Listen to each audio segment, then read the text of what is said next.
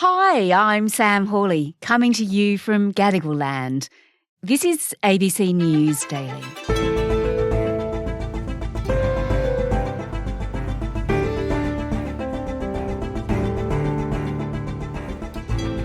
In just over a week's time, Australians will be heading to a referendum to vote yes or no to change the Constitution to include a voice to Parliament. But do we really understand what we're voting on? Today, Indigenous Affairs editor Bridget Brennan on what we know about how the voice will work and the key arguments for and against it.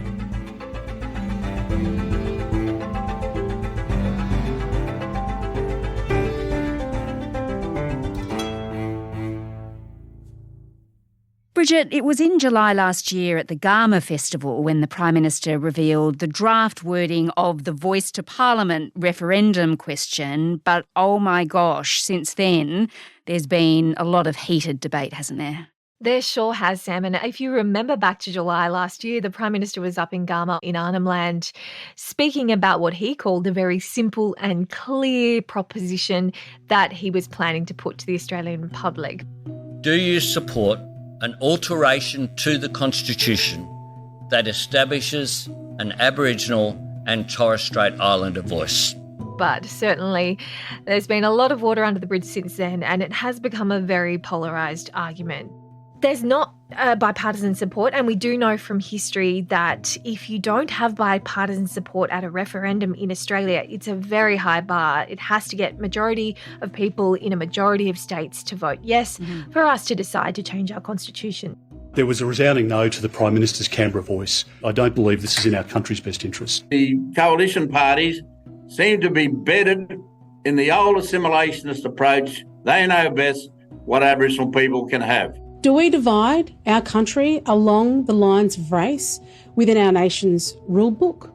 Do we divide our country within our constitution? This has to change. People's lives have to improve. And we know from the evidence that what improves people's lives is when they get a say. It sees Indigenous Australians as trapped in victimhood and oppression, not free or able to make their own decisions.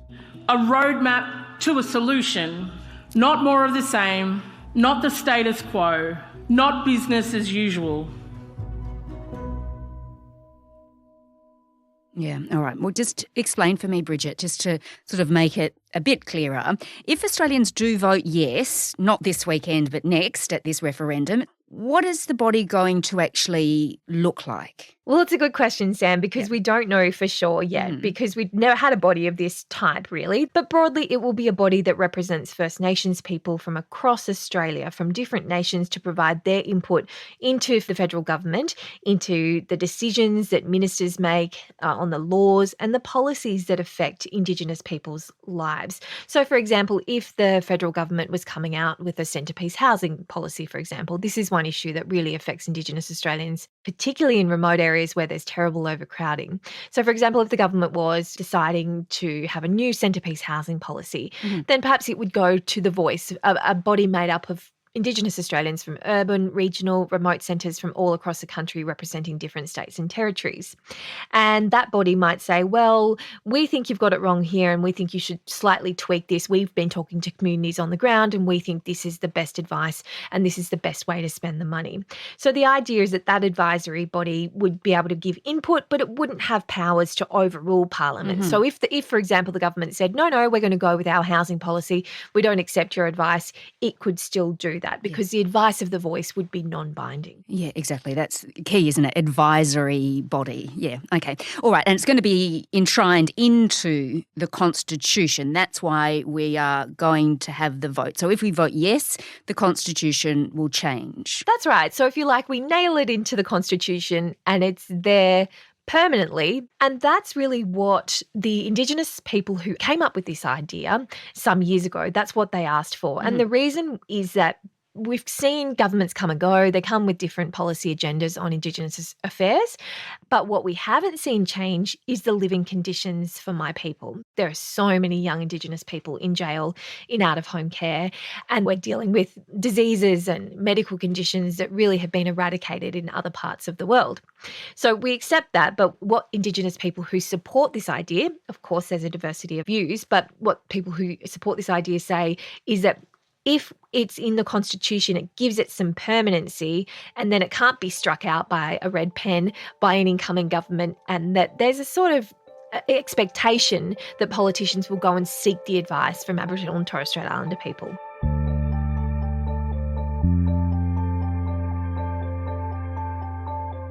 As we mentioned, Bridge, there are a lot of arguments for and against the voice to Parliament. I want to focus with you now on that issue of health and whether it will improve the health outcomes for First Nation Australians. How will this be different than other measures that have already been put in place, do you think? It's a good question. It is a difficult proposition right now in that we're having to look at what could happen and how things might work, but we don't know because we've never had a body like this. We can look to international examples, of course, but there are obviously a lot of health programs at the moment. There's a very strong Indigenous health sector at the moment that works in communities, and a lot of Aboriginal people go to Aboriginal health centres to have their medical conditions looked at, and yet we know that those health measures and the life expectancy hasn't changed. So something's not working. I think everyone quite, accepts that. But what would be different is that this would be a body outside of all of that. So it would be an independent body of potentially, experienced leaders, potentially grassroots people who come, without much government experience, who can come from their communities and say, these are the ideas and this is the advice that we think would be really essential for the government to take on. All right. Okay. So let's, Bridge, look at another issue that sort of keeps coming up. When ABC reporters have spoken to people in remote Aboriginal communities, some people there were worried about the level of representation their communities would actually get from the voice to Parliament.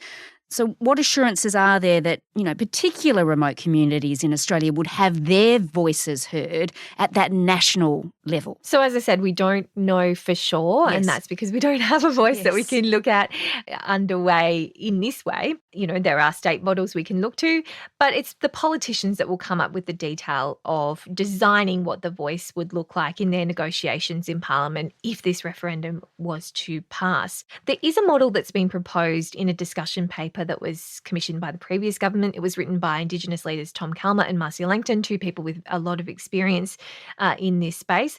And their model would have also local and regional voice groups, which would be designed and run by communities. And those local groups could then feed into the national voice. So if you imagine a much bigger table, and there would be people coming to knock on the door with their advice from the local level. And so there has been an idea that they would have 24 different people covering 35 different regions at that national table. So certainly not able to represent every single mob from around the country. And this has been one of the criticisms from the No campaign and from the Progressive No campaign, that if it doesn't involve all of our different mobs, how can it be representative? So that's a question that people have to think about when they're deciding to vote on this. Another suggestion that was in the Yes pamphlet that was distributed by the Australian Electoral Commission is that the voice would actually save money. But surely, Bridge, if we want to close the gap between Indigenous and non-Indigenous Australians, don't we need more money? Don't we need to be spending more? Well, actually, no, Sam. When you speak to people on the ground, what they're saying is, we don't necessarily need more money. I mean, some people do, it's in some organisations, but they're saying we want to have a pot of money and we want to decide where it goes best. So at the moment, what a lot of Indigenous people I speak to who run community-led organisations that are really working at the coalface of trying to change things for our people, what they're saying is, we've got actually quite a bit of money to work with, but it's going to non-Indigenous organisations, or we got a bit of money for a program and then it was cancelled within 3 years and it was actually going really well. So it's actually the distribution of money and where it's going, why certain programs are being selected, and are we evaluating the right programs that are working on the ground? So it may not actually be about more money, it's actually about the decisions that are made at that budgetary level. Okay. Now, another issue, of course, that's been raised during the campaign from no campaigners is that the Uluru Statement from the Heart, it asks for voice, treaty and truth, and that if you vote no at this referendum, that would be a way of preventing treaty. And they argue that includes payments to First Nations Australians. What's the truth there? Well, they're separate but related issues, Sam. This referendum, people need to remember, is only about the voice to Parliament, only about this non-binding Indigenous advisory body. But that idea came from a statement called the Uluru Statement from the Heart, which came out in 2017. So if you think of that statement in three parts, the first part was we need a voice. We need this referendum to give us more say on policies. The second part was we want a treaty, and that's been a long-held aspiration of Aboriginal people. And then the third part was truth. So it was we need a truth commission, we need to examine what's happened in our history. So at the same time, we do know that treaties at a state level with some First Nations are kind of in their infancy. Victoria is probably the furthest down the line. So there has been a bit of a scare campaign about, well, if you vote yes, you might get a treaty. Actually, if you vote yes, there are already treaties underway. Or if you vote no, there are already treaties underway at a state level. So that is happening in some jurisdictions, but it's not what we're being asked to vote on.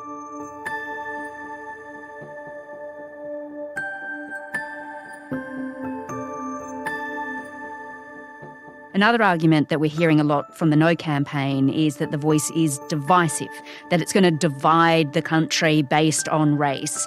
Tell me, how does that stack up against the disparities that exist between Indigenous and non-Indigenous Australians already?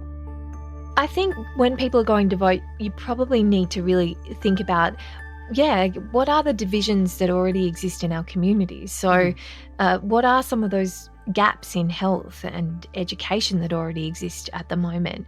When we look at an Aboriginal kid from regional Australia, are they at the moment having the same opportunities as a non-Indigenous kid? And in some areas, well, no, because they're not going to, on paper, they're not going to live as long. Potentially, they don't have the chance to finish high school at the same rate as other Australians. So we know that there are already some divisions in our country, but there are different views on this proposal within Aboriginal and Torres Strait Islander communities. We're a very diverse community, and I think one statement doesn't really apply to all of us because there's so many different people from different nations with different experiences. So that's, I think, been one of the things that people are trying to get their heads around, is that there's not one perfect example of what an Aboriginal person thinks or wants, and that's been something that people are grappling with in this campaign.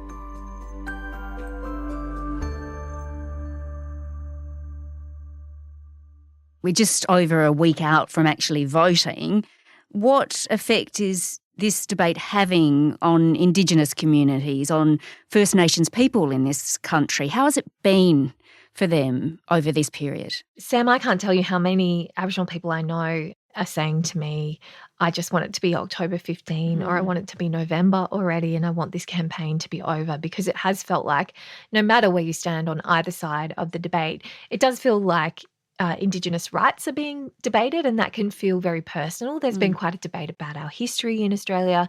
Some of the language that's been used is very inflammatory. Some of the things you see on social media are deeply damaging and racist and very upsetting for our people. So, look, it hasn't been a nice campaign, and we do know that some of the helplines that support Indigenous people, 13 Yarn in particular, which is a wonderful service and people should reach out to it if they need to, but that's seen an uptick in calls because people just need support right now. So this has been a difficult time for the nation. Let's not pretend it hasn't been.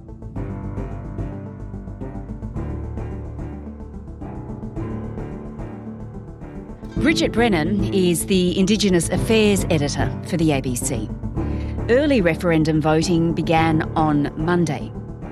If you want to know about the role social media is playing in the campaign, look for TikTok's role in this referendum from last Friday. That's in your feed. This episode was produced by Nell Whitehead, Sam Dunn and Anna John, who also did the mix. Our supervising producer is David Cody. To get in touch with the team, please email us on abcnewsdaily@abc.net.au. Thanks for listening.